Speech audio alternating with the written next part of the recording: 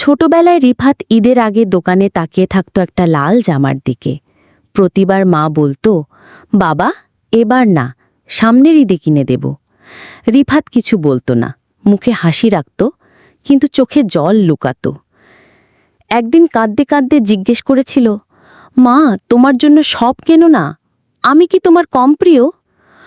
মা হেসে বলেছিল, তুই তো আমার সবচেয়ে প্রিয়, কিন্তু সব সময় পারা যায় না বাবা। বছরগুলো কেটে গেছে। আজ রিফাত শহরের বড় অফিসার, দামি ব্র্যান্ডের জামা পরে হাঁটে, গাড়িতে চড়ে চলে। একদিন ঈদের আগে বাড়ি এসে দেখে আলমারিতে এখনও রাখা একটা পুরনো লাল জামা, সেই যেটা 1 বছর পর মা কিনে দিয়েছিল নিজের কাপড় না কিনে। মা বলল, তোর প্রথম লাল জামাটা এখনও আমি রেখে দিয়েছি, কারণ সেটা তোর প্রথম হাসি ছিল। রিফাত আর নিজেকে ধরে রাখতে পারল না, মাকে জড়িয়ে ধরে বলল, মা আজ আমি যত জামা পরি একটাও তোর দেওয়া লাল জামার মতো নয়।